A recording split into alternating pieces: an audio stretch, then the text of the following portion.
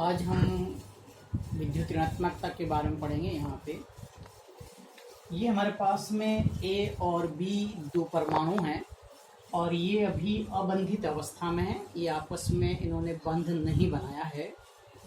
परमाणु ए और बी एक एक इलेक्ट्रॉन का साझा करके ए बी अणु बनाते हैं। यहाँ पर यानी ए बी अणु के बनने में परमाणु ए और परमाणु बी ने एक एक इलेक्ट्रॉन का साझा किया।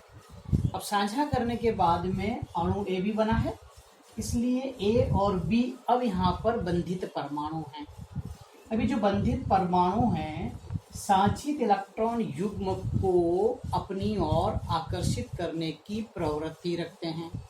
ए और बी में से जो भी परमाणु इलेक्ट्रॉन को अपनी ओर अधिक आकर्षित करेगा, इलेक्ट्रॉन उस ओर विस्थापित हो जाते हैं।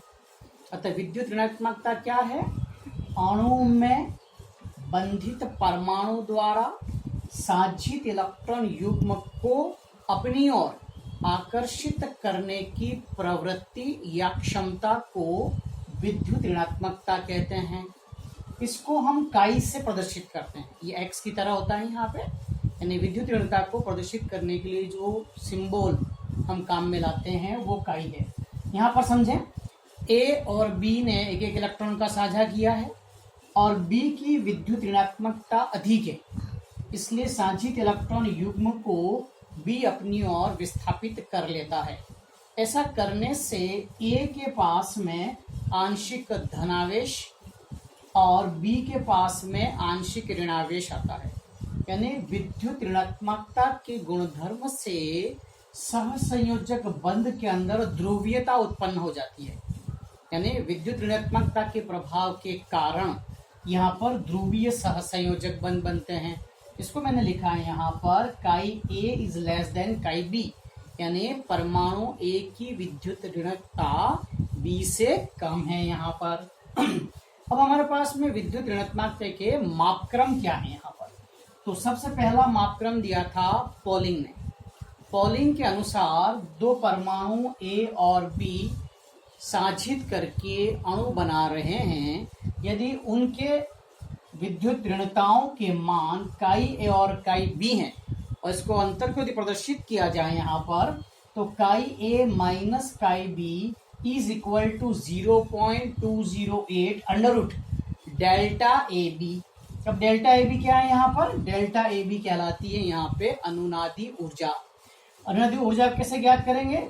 तो जो अणु ए बी है उसके लिए प्रेक्षित ऊर्जा और ए बी के लिए परिकलित ऊर्जा के मान का अंतर ए बी की अनुनादित ऊर्जा कहलाती है। तो पॉलिंग मापक्रम के अनुसार इस प्रकार से हम विद्युत ऋणता की गणना कर सकते हैं। फिर आता है मुलिकन मापक्रम। मुलिकन मापक्रम के अनुसार विद्युत ऋणता का जो सूत्र है वो है आयनन विभव इलेक्ट्रॉन वोल्ट में, इलेक्ट्रॉन बंधुता इलेक्ट्रॉन वोल्ट में डिवाइडेड बाय 2। यदि इसको किलो जूल प्रति मोल में प्रदर्शित करना है तो इसका सूत्र हो जाएगा विद्युत ऋणात्मकता आयनन विभव प्लस इलेक्ट्रॉन बंधुता डिवाइडेड बाय 540 किलो जूल प्रति मोल, यानी किलो जूल प्रति मोल में यहाँ पर ये 540 हो जाएगा। अब हमें पॉलिंग की विद्युत ऋणात्मकता और मुलिकन की विद्युत ऋणात्मकता में क्या संबंध है ये देखना है यहाँ पे। तो x Pauling is equal to x Mulliken divided by 2.8। और अभी हमने देखा है यहाँ पर कि मुलिकन की विद्युत ऋणता मापक्रम क्या है? आयनन विभव इलेक्ट्रॉन बंधुता का 2 से हमने भाग लगाया यहाँ पर। ये 2.8 है, इसलिए अगर इलेक्ट्रॉन वोल्ट में इसको प्रदर्शित करना है तो सूत्र हो जाएगा पॉलिंग की विद्युत ऋणता इज इक्वल टू आयनन विभव इलेक्ट्रॉन बंधुता डिवाइडेड बाय 2 इंटू 2.8, यानी आ जाएगा 5.6 हो जाएगा। अब हमारे पास में तीसरा मापक्रम है जिसको हम कहते हैं आलरेड-रोशो का विद्युत ऋणता मापक्रम विधि। इसके अनुसार विद्युत ऋणता जो होती है 0.744 plus 0.359 Z effective upon R square. Z effective यहाँ पर प्रभावी नाभिकीय आवेश को प्रदर्शित करता है और आर यहाँ पर सहसंयोजक त्रिज्या को प्रदर्शित करता है।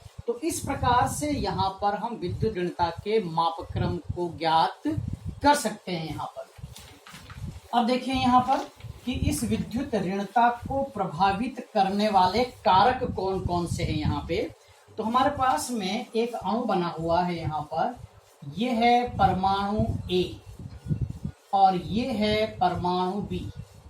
जैसा हम देख रहे हैं यहाँ पे परमाणु A का आकार बड़ा है, परमाणु B का आकार छोटा है। यहाँ पर यदि परमाणु का आकार बड़ा होता है तो इलेक्ट्रॉन और नाभिक के बीच की दूरी अधिक होती है। नाभिक इलेक्ट्रॉन के बीच की दूरी अधिक होती है तो आकर्षण बल कम होगा। इसलिए इस इलेक्ट्रॉन युग्म को आकर्षित करने की प्रवृत्ति परमाणु A के द्वारा कम है। क्योंकि परमाणु B का आकार छोटा है तो इसका आकर्षण बल ज्यादा है, इसलिए B इसको आसानी से आकर्षित कर लेता है। यानी विद्युत ऋणता और परमाणु के आकार में क्या संबंध हुआ, तो ये संबंध होगा परमाणु का आकार व्युत्क्रमानुपाती। जिन परमाणुओं के आकार छोटे होते हैं उनके विद्युत ऋणता का मान अधिक होता है। दूसरा कारक है हमारे पास में प्रभावी नाभिकीय आवेश, जिसको हम Z इफेक्टिव से प्रदर्शित करते हैं। प्रभावी नाभिकीय आवेश जितना अधिक होगा साझित इलेक्ट्रॉन युग्मक को आकर्षित करने की प्रवृत्ति उतनी अधिक होगी, इसलिए विद्युत ऋणता का मान भी क्या होगा, अधिक होगा। यानी ऐसे परमाणु जिनके नाभिक में प्रोटॉनों की संख्या अधिक है वो साझित इलेक्ट्रॉन युग्मक को प्रभावी नाभिकीय आवेश में वृद्धि के कारण आसानी से आकर्षित कर लेते हैं और इनके विद्युत ऋणता का मान अधिक होता है। तीसरा होता है यहाँ पर ऑक्सीकरण अवस्था। ये मेरे पास में मैग्नीज का +2 अवस्था है, ये मैग्नीज की +4 अवस्था है, ये मैग्नीज की +7 ये ऑक्सीकरण अवस्था। यहाँ पर हमने पढ़ा है यहाँ पर कि जैसे जैसे इलेक्ट्रॉन निकलते हैं वैसे वैसे धनावेश में वृद्धि होती है और इलेक्ट्रॉनों की कमी के साथ में आयन का आकार छोटा हो जाता है। तो मैग्नीज +2 का आकार इसके आकार की तुलना में मैग्नीज +4 का आकार छोटा है। मैग्नीज +4 के आकार की तुलना में मैग्नीज +7 का आकार छोटा है। इलेक्ट्रॉन क्रमशः कम होते जा रहे हैं लेकिन नाभिक में प्रोटॉनों की संख्या वही है, यानी प्रभावी नाभिकीय आवेश बढ़ता है। तो ऑक्सीकरण अवस्था में वृद्धि के साथ इसका आकार बड़ा है, इसका छोटा है, इसका और छोटा होगा। तो प्रभावी नाभिकीय आवेश में वृद्धि होने के कारण विद्युत ऋणता का मान बढ़ता है, यानी धनात्मक ऑक्सीकरण अवस्था में वृद्धि के साथ में विद्युत ऋणता के मान में वृद्धि होती है। चौथा कारक है यहाँ पे परमाणु में कोई भी हमारे पास में अणु है, उस अणु के अंदर जो परमाणु हैं उनकी संकरित अवस्था। यहाँ पे हम उदाहरण लेते हैं, ये है एथेन, ये है हमारे पास में एथीन और ये है हमारे पास में एथाइन। अब इसके अंदर हम कार्बन की संकरण अवस्था ज्ञात करें तो कार्बन की संकरण अवस्था इसके अंदर sp3 है, इसमें sp2 है और इसमें sp है। अब यहाँ पर हम इसके अंदर प्रतिशत S गुण की गणना करें। कुल कक्षकों की संख्या 4 है, एक S कक्षक है, 3 P कक्षक है, कुल कक्षकों की संख्या 4 है, उसमें से एक S कक्षक है, यानी 1/4 × 100। हमने 4 इसलिए लिखा है कि कक्षकों की संख्या 4 है, हमने 1 इसलिए लिखा है कि X कक्षक 1 है, तो यहाँ पर आएगा 25%, यानी sp3 संकरण में प्रतिशत S गुण 25% होते हैं।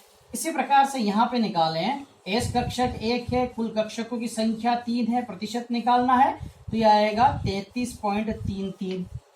इसी प्रकार से यहाँ पर देखें, कुल कक्षकों की संख्या 2 है और S कक्षक 1 है यहाँ पर, तो प्रतिशत S लक्षण कितने हो जाएंगे यहाँ पे 50%। तो परमाणु में प्रतिशत S लक्षण बढ़ने के साथ साथ विद्युत ऋणता के मान में भी वृद्धि होती है यहाँ पर। तो इस प्रकार हम कह सकते हैं कि एथाइन के अंदर sp संकरण है, 50% S लक्षण है, इसलिए एथाइन के विद्युत ऋणता का मान एथीन और एथाइन से अधिक होता है। तो ये जो 4 कारक हैं यहाँ पर ये विद्युत ऋणात्मकता को प्रभावित करते हैं। धन्यवाद।